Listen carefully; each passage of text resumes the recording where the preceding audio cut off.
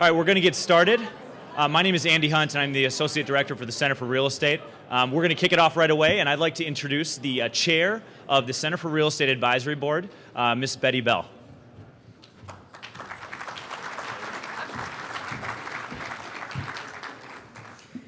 A warm welcome to all of you today. You're a hard group to get to sit down. I remember this from last year. The networking that we think is going to be from 5 until 6, it's frankly the whole afternoon, which we love. On behalf of the board, on behalf of the faculty that's here today, on behalf of the staff that's worked so hard to pull this conference together, we just want to thank all of you and love this room, love the fact that we filled it up again for our second year. And this, of course, is our second year, our second annual real estate conference.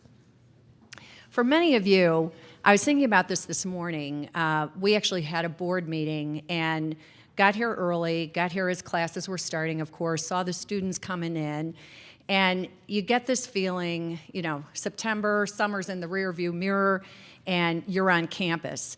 And you kind of want to get into a classroom. Well, we can't give you that experience today, but what we can give you is kind of the flavor of the classroom, because we have wonderful speakers on board. We've got our own Dr. Mark Epley on board, and we will be having a senior speaker who's really going to talk from the heart, talk about the experiences that he's had here at Marquette, and talk about the value of what our real estate program has to offer. So before we get to all that, I want to recognize and thank not just our speakers today, but in a very important way, I want to thank our sponsors. We had a record group of sponsors this year. We have 26 in total, and I'm just going to run through this. This is our platinum level sponsors, our gold level sponsors, our blue level sponsors, and our contributing sponsors. And not only has this support been so important to us in terms of putting on this event, but it really is about the support that we get with the funds that we get to do all that happens at the Center for Real Estate here at Marquette. It's really kind of, we call it our hub, we call it our connecting hub, we call it our mobilizing hub. It's all the applied learning experiences we give our students both inside and outside the classroom. So it's all about the Center for Real Estate, and we really appreciate all the support of everyone in this room, but in particular, our sponsors. Actually, I'm going to back up one second. I want to also recognize a lot of hard work went into putting on this conference, as you can imagine. And as part of our advisory board, we have committees. In fact, we just met this morning, and it strikes me every time how privileged I am to be chairing this kind of active and dedicated board. We have them divided into committees, and each one of these committees does exceptional work. And starting with the events committee for today, they're the ones that really have been planning this thing for months and months and months. And I want to recognize, in particular, our co-chairs, starting with Bob Mahoney. Bob, if you can stand. Not sure where he is. Okay, the lights are in my eyes. Bob is an executive VP with CBRE Richard Ellis Chicago, and his co-chair unfortunately can't be with us today. Many of you I know her, Michelle Panovich. She's a principal and executive VP with Mid-America Asset Management. So we appreciate their efforts, and I have to recognize Andy Hunt. Andy, where are you? Yeah, Andy, stand. Good. Andy is our Associate Director of the Center for Real Estate, and he is the guy, we were talking about it, that the rest of us get to live in a bubble because we don't know anything about problems. Our world is perfect thanks to Andy. So again, appreciate it. If everyone could give a round of applause.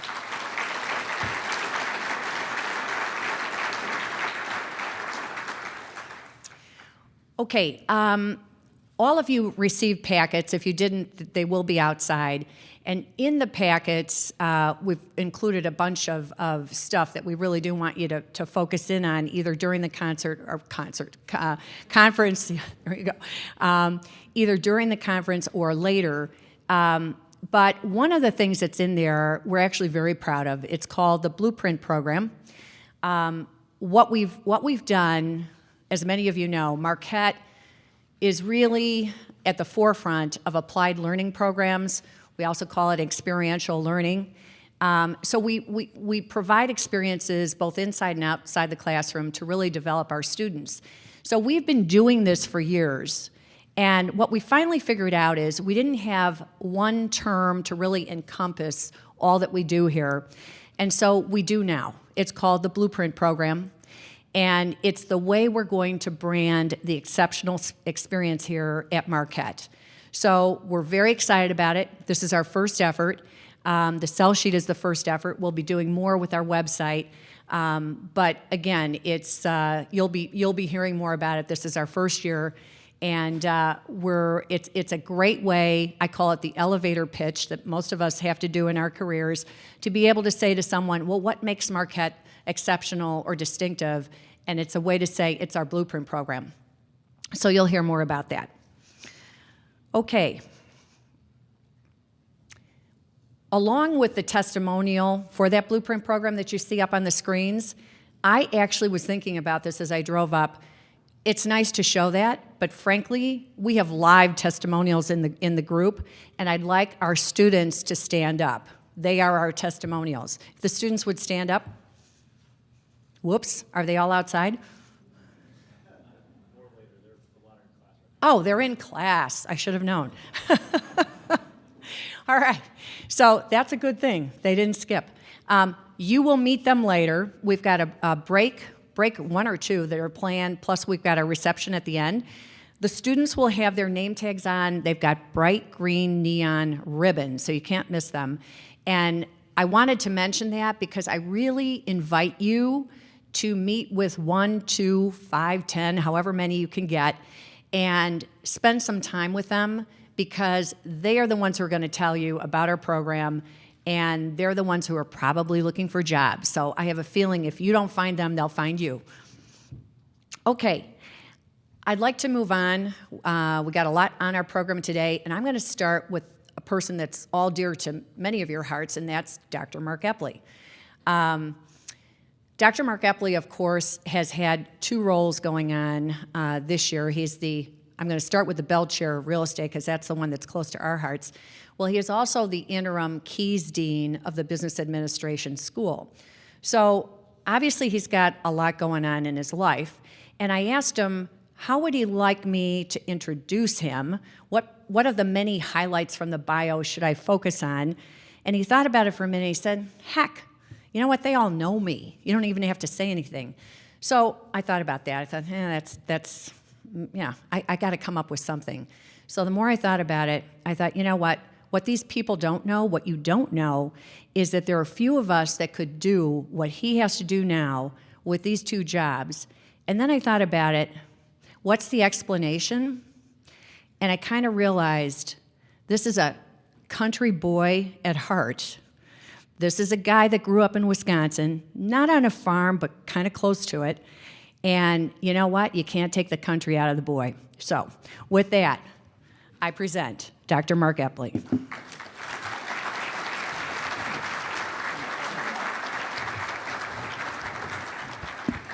Oh, yeah, I'm from Wisconsin. Welcome. Delighted to have you to the 2nd annual Real Estate Conference. We have over 300 attendees registered for this conference. We're delighted with that. You know, the goal of the conference is really threefold from the center's perspective. 1 is to get some exposure for the center. 2 is to have a value-added experience for the attendees. And 3 is to raise some funds for the center. So thank you for assisting us in meeting those goals. Today we have a pretty full docket of things to cover. We're going to start out with a keynote presentation by Jack Durburg, who I'll introduce momentarily. Then we'll have a capital markets panel for about an hour, and then we'll have a break. We'll actually give you a little bit of a break. We hope you'll come back after that break. And then we'll have a discussion of the Mayfair collection. I think that'll be a whole lot of fun as well. And then in the final hour, we'll have a student speaker, and I'll give some thoughts on an economic forecast. So that's kind of the lay of the land, and I look forward to hearing from all of our august speakers. So with that said, I would like to kick right into things here with the introduction of Jack Durburg. Jack is the Global President of Transaction Services for CBRE, which includes leasing, capital markets, and GCS transaction management. And as many of you well know, CBRE is the world's largest vertically integrated real estate firm, and Jack handles a large chunk of those responsibilities. And so Jack's come up here today and is going to talk about some of the strategies that he's thinking about for CBRE, and has kind of narrowed those into, I think, four different themes. One being occupier trends, second being technology, a third being global trends in the future, and then the last one being what happens if change catches you by surprise. Please join me in welcoming Jack Durburg as our keynote speaker for the 2013 Real Estate Strategies Conference. Jack?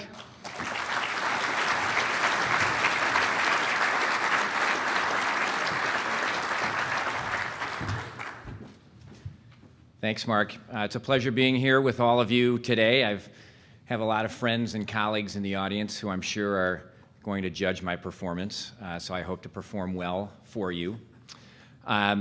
Today I'm going to share some stories, talk about some trends, give you some stats, hopefully be thought-provoking, actually. My talk today is maybe not typical. It's blending a little bit of academia with real estate, considering our audience with 40 students who aren't here yet. But I can give them my presentation afterwards if they don't see it. So I'm going to start with just a little story here. In a few weeks, CBRE is moving its downtown LA headquarters to new space. And we're actually merging our corporate headquarters office with our downtown brokerage office. And we're combining the two into new space. The former offices were very inefficient. Private offices on the window line, inefficient, not very collaborative, very sort of law firm-like, if you will, not conducive to the new way to work.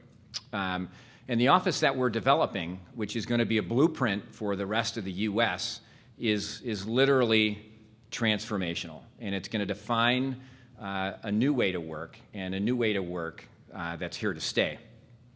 So there are no assigned offices or cubes. We have an environment called free addressing or activity-based working. How many people have heard of that term before? Okay, yeah, quite a few. So that is not a new term. You reserve an office or a cube the night before you come in via a website. And then every day after you leave, you have to take all your stuff with you, your papers, your files, your pictures, and leave it perfectly clean for the next person to come in. We're totally paperless. Everything's digitized. We have the latest and greatest and the very best in technology in our new space. We're wireless. Everyone has a new laptop, high-resolution monitors, state-of-the-art audio-visual in all of the conference rooms, flat screens, et cetera. And we have neighborhoods where our teams and our business lines will sit together. So office tenant rep will be in one section, and office landlord will be in another section, and industrial and capital markets. And I'm sure all of you have heard that term neighborhood before. We have integrated bench seating, which means we're going to have people sitting shoulder to shoulder. Now imagine that.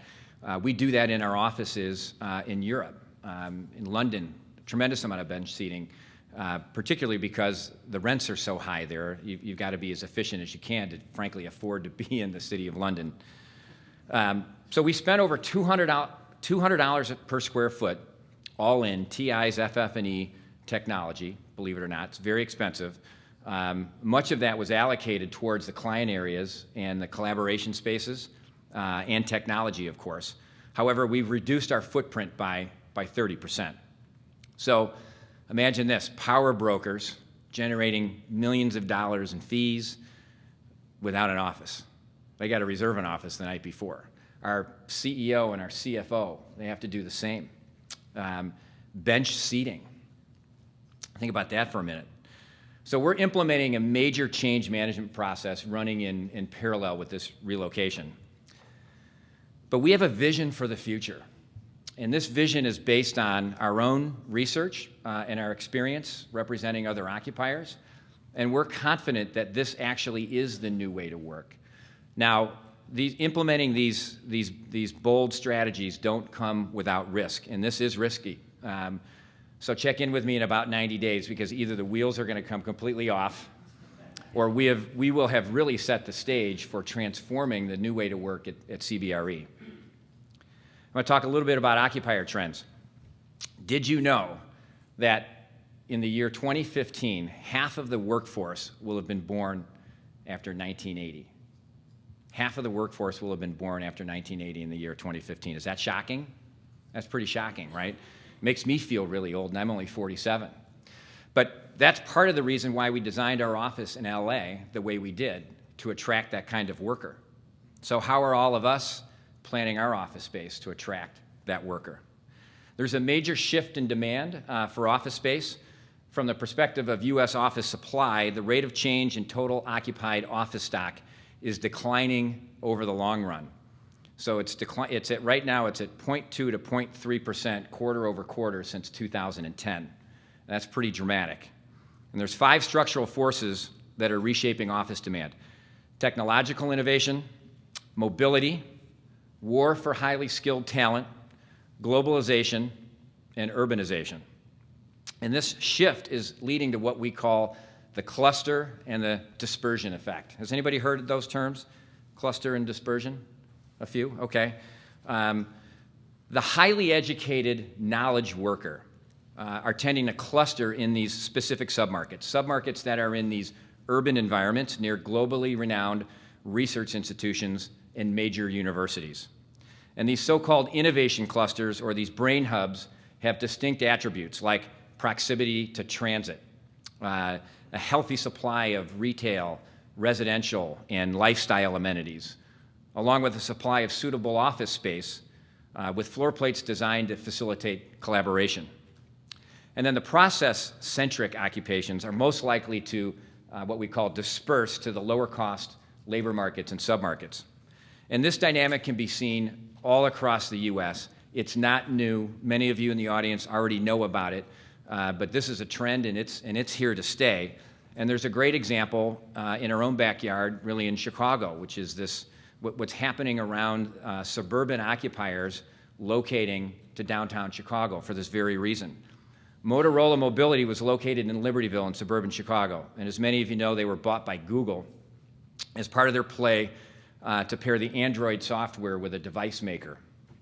And they moved from Libertyville, and they took 600,000 square feet in a really hot submarket in downtown Chicago called River North, in a building that's called the Mart. And the Mart in River North in this section has all those attributes. It has great access to transit, retail, residential, restaurants, other amenities. If you're 22 to 35, that is the neighborhood that you're living and that you're working in. So access to labor was the driver for Motorola Mobility, Google, and actually the real estate was just a rounding error. They were after the labor. Now, many of you don't probably know this. Here's another stat. Chicago is actually the largest college town in Illinois. It's not Evanston, and it's not Champaign. It's actually Chicago, and there's a student population of over 65,000. That's one of the reasons that drew them to that location as well. So this shift is real, and it's happening. And again, many of you know that. This isn't new information. The shift, though, has major implications for both occupiers and for investors. So as an investor, you should actively monitor these locations that have the greatest cluster potential, right? As these locations are most likely to attract a high-growth office-using occupations. Sterling Bay, another example, a terrific owner-investor, really focused on the urban environment in downtown Chicago. They've done a terrific job of just that, looking into the future, understanding these trends, And their development in Fulton Market that just signed Google to 200,000 square feet is a great example of that. Schlitz Park in Milwaukee has the right idea, right? They see these trends, haven't signed to Google for 200,000 feet, but absolutely have the vision, right? Jobs will follow people and not vice versa. Jobs will follow people and not vice versa. Conventional definitions of market may need to change from broad categories such as downtown and suburbs to multi-centers or hubs. The traditional definition of core may also be evolving as a result. Now, for occupiers in a high-growth sector, competitive advantage will be driven by the ability to attract this top talent, which will increasingly draw them into these cluster locations. And occupiers are going to be challenged to deliver a highly collaborative work environment that attracts and retains this key talent while simultaneously optimizing their overall footprint. These collaborative workspaces, while amenity-rich, will be more efficient from a square foot per employee perspective. This is exactly what we're doing as a firm, right? We see these trends, we're advising our occupier clients, and we're actually following our own advice. Doctors are usually the worst patients. We're trying not to be that. So this, combined with the growing mobility trend, which enables employees to work anywhere, anytime, on any device, is going to slow the rate of growth for corporate office space requirements, unfortunately. But those are the facts. The net effect of these trends will be a continued temperance on the rate of growth of occupied office stock. So, how are we all responding to this trend? Many of us know about it. Maybe this is new to some people in the audience, but how are we responding to it? And not being afraid of it, right? But how are we going to take advantage of it now that we have this knowledge? I'm going to talk about technology and the rapid pace of change in our sector, the real estate sector. How many people have heard of CoStar? Right? Everybody's heard of CoStar. Right? CoStar's known for their listing database and some of the analytics that they supply all of us as a result. How many knew that they have a market cap of $4.3 billion? Anybody know that? That's just smaller than CBRE, and it's bigger than JLL. They're the second largest real estate company, CoStar. What are their plans? They're a public company. They have to grow, right? What are they going to do? What are their plans? I don't know what they are, but you got to think about that. The following is going to illustrate the energy and the venture capital that's pouring into technology startups focused on our sector, the real estate sector. And this is going to be shocking unless you know some of this. It's really, really interesting, and you have to ask yourself the question, what does all of this mean? So, CompStack. How many people get pinged by CompStack asking for your comps? I might be the only one. I'm not giving my comps to CompStack. These firms want our data, right? We don't know yet what their intentions are, but they want our data. CompStack is a crowdsourced comps trading market, $4.5 million of Series A venture financing. Honest Buildings. Building management, it's a Yelp-like network of buildings and building professionals, property management focused, $5.2 million of A-round venture financing. 42 Floors. Public listing and marketing engine targeting tech tenants. It's a publicly accessible listing site for available space.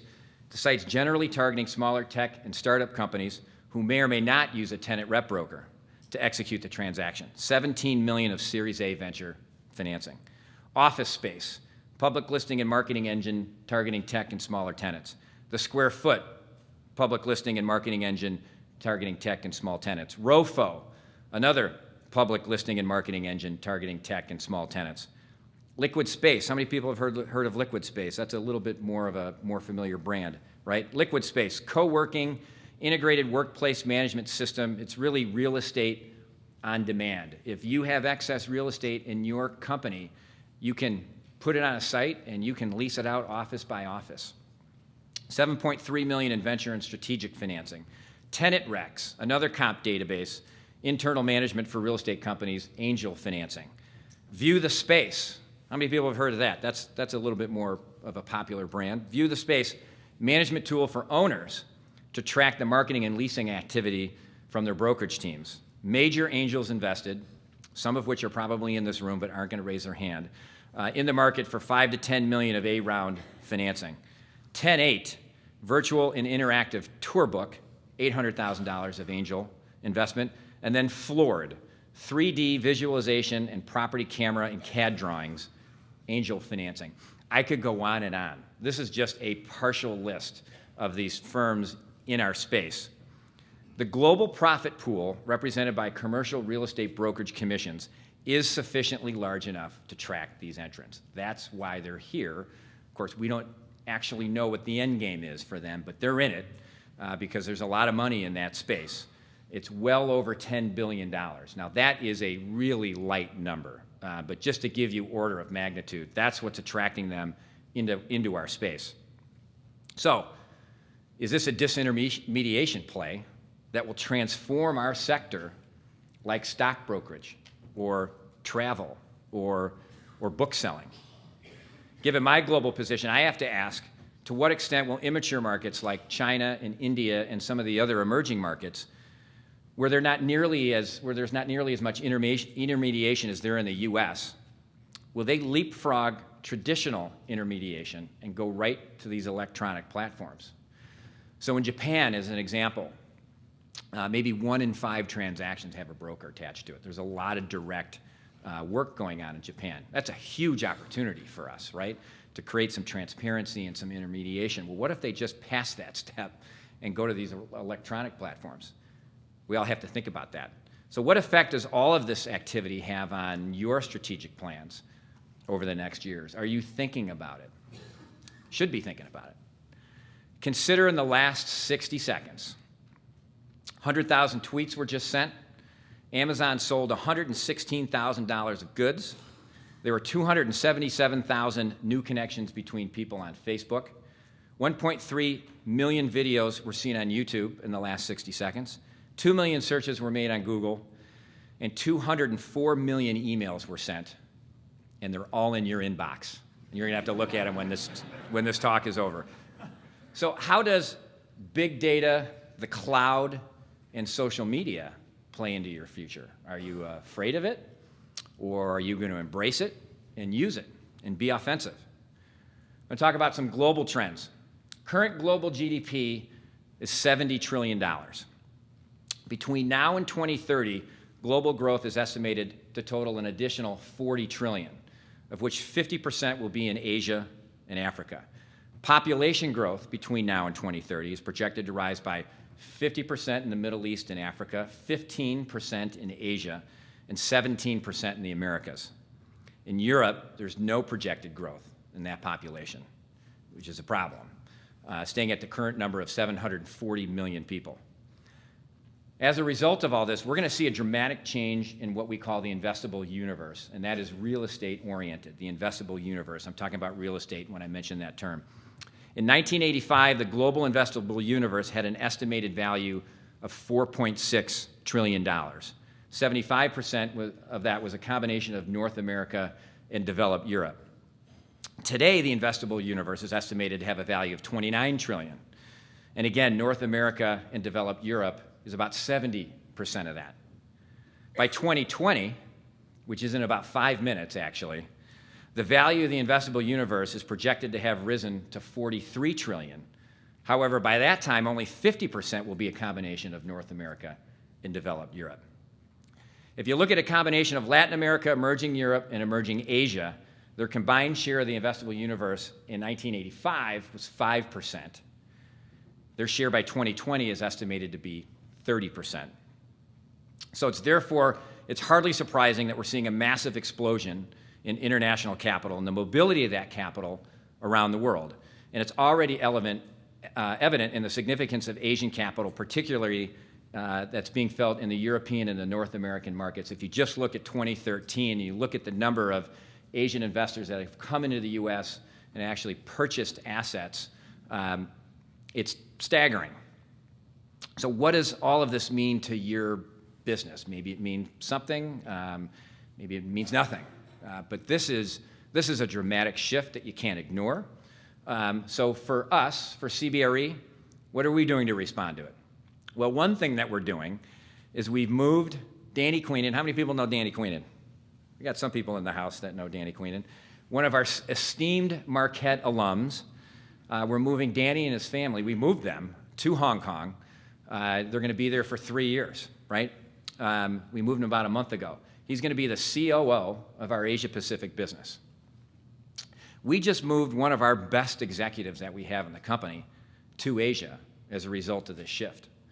Now, JLL is also moving some of their leaders from London to Singapore. So this is just the tip of the iceberg.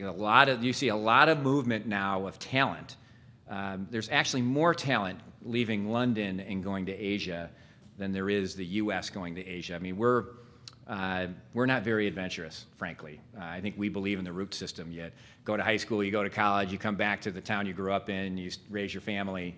The Brits and the Aussies don't do that, right? They go for the big adventure. So there's a lot more of them moving to Asia to take advantage of what I would call almost the next gold rush. So now I'm going to talk about what happens when change catches you by surprise, which hopefully it won't. With today's rapid technological change, companies rise and fall faster than they ever have before. And I'm going to mention a few companies that were the most innovative in their industry, then lost their edge, or they didn't see it coming. And most of these firms remain able competitors that might innovate their way back to greatness one day. However, their stories illustrate the way missed opportunities or tunnel vision, some of the things that we're talking about today, some of the trends in the industry, maybe they missed it, or maybe they just didn't want to see it and they were just solely focused on their strategy and didn't pick their head up, can send even a mighty enterprise off its course. And these lessons apply to all firms, whether they're large and small. So I'm just going to mention a few of these firms. They're all well known. You will know them. Dell, Eastman Kodak, Motorola, Sears, Sony. Think of the Sony Walkman, right? Sun Microsystems, Toys R Us. The poster child for this, unfortunately, is Blockbuster, right? That's what you think about in Blockbuster. Boy, they just missed it, right? And even Microsoft, in a way. So as a leader of your company or your practice, whether it's a sole proprietorship or a partnership within a larger firm, what keeps you up at night? And what are you doing to prepare for what I would call inevitable change if you don't have your head down? Now I'm going to talk a little bit about blending the old with the new. So notwithstanding the pace of this change, and from my vantage point, it's going really, really fast. I think it's exciting, personally. I'm not scared by it at all. I just want to understand it. But particularly the pace of change in our sector, what are the tried and true, the core elements of our business that worked 30 years ago that still work today? And you all know what these are, right? Relationships, trust, market knowledge, right? 30 years ago, you were just a market savant, and you had great relationships and excellence in service delivery, to name a few. So 30 years ago, that's all you needed to be wildly successful. Great relationships where you built that trust over time, you knew the market cold, and you worked really, really hard for your client and provided great service and delivered good results. You bet these are all important today. They still are. However, today our clients expect a lot more than that. And I'm sure everyone in this room, your clients expect a lot more than that as well. So for CBRE, I'm just give you a look into our firm and what our clients are expecting from us in addition to what I just mentioned.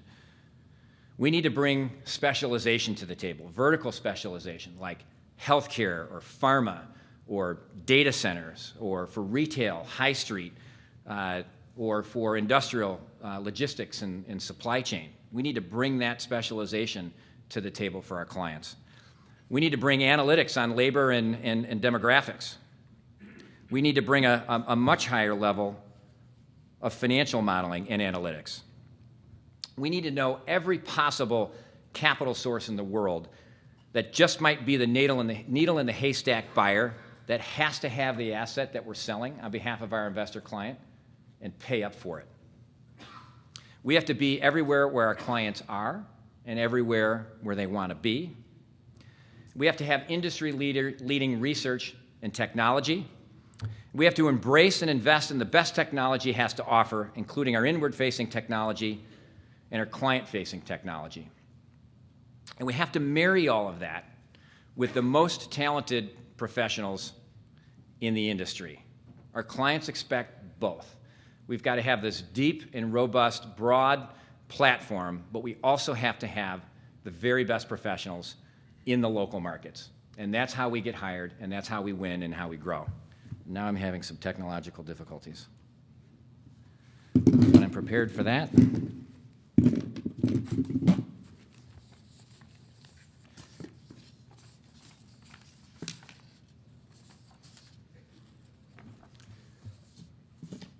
So it takes all of this to stay on top and to win and grow. And that's the reason why there's been a tremendous amount of consolidation in our industry. And it's why you're going to see more consolidation going forward, because the firms that don't have that platform and all of those resources and tools that our clients are expecting today, whether it's you're in the real estate services business or any other business, architecture, engineering, then they need to get that somehow, right? So they're either going to be acquired so they can get it, or if you're a firm that already has it, right, but you want to acquire relationships and some expertise in a local market, you're going to buy those firms. So look for more consolidation in the industry, particularly in the next 12 to 24 months. So now I'm going to talk about strategy and how do you take advantage of, not be afraid of, but take advantage of all of this stuff that's moving around in our sector today. So the pace of change in technology and in our sector, it really is overwhelming when I sit back and think about it. Hopefully I expressed some of that today. There isn't a person in this room that wants to be the next Blockbuster. I certainly don't. I know CBRE doesn't. So we all have to have a vision and a plan for the future that takes all of these moving parts into account and ultimately delivers results for our stakeholders, whether those are our employees, whether those are our clients, or our shareholders. That's what they expect out of us. So for me, I try to break it down and make it as simple as possible. So I'm just going to give you an outline of how I think about putting a plan together to take advantage of all of these moving parts and the opportunities that are out there for all of us. First and foremost, and this is elementary to everybody in this room, but you got to take care of your existing customers, right? You got to do a great job for your existing customers. You got to deliver great results, and you have to grow those relationships. Now let's talk about strategy. You have to understand everything that's moving in the landscape, all of the trends, a lot of the things that I just talked about. One of the things that I've recognized in my global role is that strategy transcends geography. And it's been an incredibly liberating discovery for me. And what I mean by that is what works in Chicago or works in Milwaukee, it works in Tokyo, it works in Hong Kong, it works in Singapore, it works in London, it works in Paris, right? We're all trying to do the same thing. It's just a different geography. And so what that means is you don't have to make the wheel in every market in the top 25 markets around the globe. You really just have to make one killer wheel, institutionalize it, and drive it down through the local markets across your geographies and make sure it gets implemented. Now, as a leader, you don't need to be the inventor of those ideas, which is also liberating. You're part of a bigger organization, and all of those ideas, they're in your company. You just need to create the environment for those to bubble up, give people the opportunity to share them. And then as a leader, what you need to do is pick the best ones. You need to pick the winners. You're responsible for picking the winners. But you don't need to come up with the idea. And then you need to institutionalize those and then drive them down through your organization. So structure then. So we're talking about strategy, structure. You have to have the right leadership structure to drive that strategy in your organization. Because your strategy is meaningless unless you have the right people driving it through your local markets and all the way up the chain. And you have to have A players in those leadership seats that are driving that strategy. Next is people. And this is somewhat obvious, but we look at it, and we have external clients, many of who are in the room, but we also have our internal clients, and they're also in this room, and that's our employees from the CBRE Milwaukee office. And we treat our employees as our internal customers, right? They're our biggest asset. And so we need to retain our people, and we need to make sure that we're growing them. If they're not A players already, that we're turning them into A players. And then we also have to recruit and fill those gaps where we don't have A players. Because as I mentioned earlier, it's not enough just to have a great platform, but you also have to have the best people married to that platform. And then process. So today, you have to have a very well-organized go-to-market strategy to take market share from your competitors. It's not enough to just ride the market lift that you're getting through each cycle. You have to have more control of your own destiny than just following market cycle. And the way to do that is by taking share. And it's not just going to happen just because you throw a bunch of people in a local market and see how it works, right? There is a very organized way to get after increasing your market share in a local market. And again, the beauty of that is that transcends geography as well. So you don't have to come up with 25 different go-to-market strategies around the globe. You just have to pick the best ones and implement those and institutionalize those. And then finally, technology. You have to tie all of that together with the very best technology. That's a little macro view of how I look at it, at attacking an opportunity. Last section here, change management.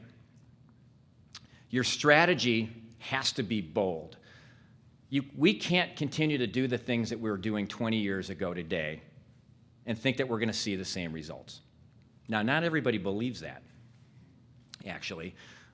Change management is incredibly difficult because people get comfortable, right? So you have to push them along and you have to pull them along, but your strategies need to be bold if you want to stay on top and you want to win and you want to grow.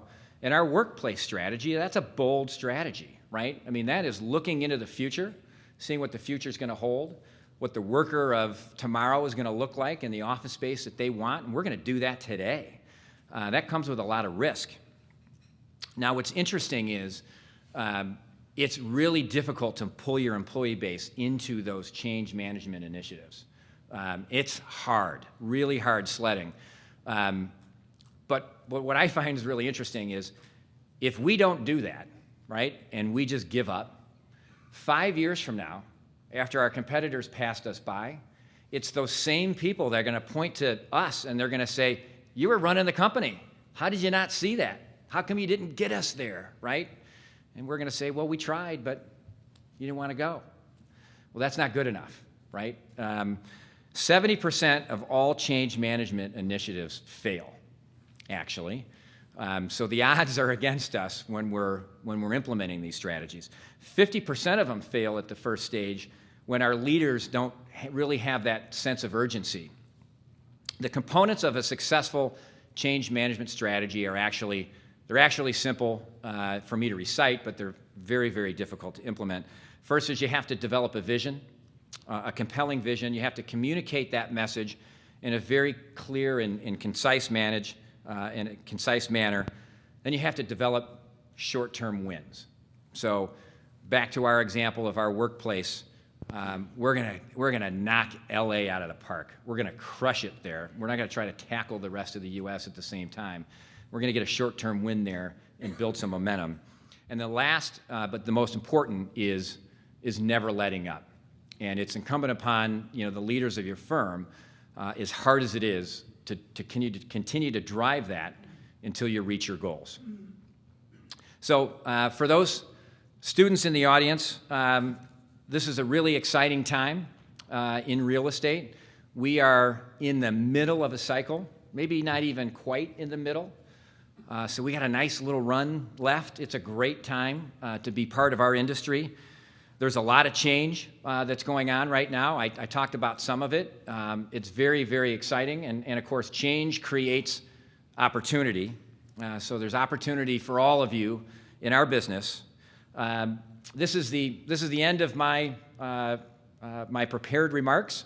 A couple things. One is anybody in the audience, particularly the students, that you want to go a little deeper on some of the things that I talked about, you can contact Mark or Andy, and they'd be happy to put you in touch with me, and I'd be pleased to dialogue with you, or anybody else in the room for that matter. So with that, I'm going to stop and open it up for just a couple of questions. Anybody have a question? First one's always a hard one to go. Yes? Can you talk a little bit about age demographics, data, age cohort, size of age cohorts, and how that affects your side of the business, the commercial side of the business, in terms of office and retail demand, and in terms of your perception of future value of those asset types? Yeah. Well, it has a huge effect on it, right? Because it has a direct result or a direct impact on consumption. So if, for those of you in the retail business, that's something that you're following every day. And then, of course, the demographics geographically have a significant effect on that. Think about Europe, just as an example, with no population growth, but an aging population, and what does that mean to their office stock or their retail stock? If you look at China, and I don't want to be too global here, but they have more retail development projects on the table. It would blow your mind, the millions of square feet of retail that China has, in anticipation of bringing the workers into the central core and them having actually the funds to go out and spend. So I would tell you, as a service firm, we can't advise a retailer without all of that information. If we're going to advise them on what is the perfect location for them to succeed, that's critical information, as you might imagine. And it's also critical information today for our office occupier clients as well. That example that I just gave you on Motorola Mobility and where they went and why they went there, it was all about labor. It was all about people. And so our occupier clients want to have a really, really good understanding of those demographics as well, because they're going to sign a long-term lease, and they want to make sure that wherever they are, that's, given the demographics, that's the place that they're supposed to be. I hope I answered the question for you. Yeah. It sounds like you're pretty involved in the LA office project.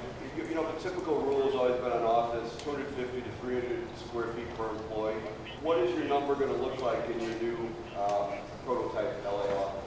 We went from 340 to 218. You might think that we should get below 200, actually, the way we're doing this. But we've put a lot into the collaboration areas and the client space. And so that probably bumped up the square footage per employee, but clearly a dramatic decrease from where we were before. When you talk about occupier trends, how, does the city or a region look at the new trends for occupiers when the governmental structure, the infrastructure is going by the old way? So public transportation, for example, Milwaukee, you're not investing in public transportation like rail, it's all highways. So the way that the city is being structured or our region is being structured is following sort of the old trend and not the new trend to get people around. Sure. So does that impact our ability to grow in the future or attract a young talent to the region? Well, it could potentially. It depends on the size of the MSA, right? So in a city like Chicago, if you're living in the city, you have to have that public transportation. I think it does have an effect on the ability to attract those types of users. I think it absolutely does, because if you think about that, this new generation of the workforce, and they're in their early 20s to their mid 30s, they want to be in the urban core, right? A lot of them don't have cars, right? So they've got to figure out a way to move around. And this isn't San Diego, where it's okay to walk a couple of miles in February. So, unfortunately. So no, I do think that, as the city are doing their plans and looking at these trends, then access to public transportation has to be on the table. Okay. Thank you very much. Really appreciate it. It's a pleasure being here.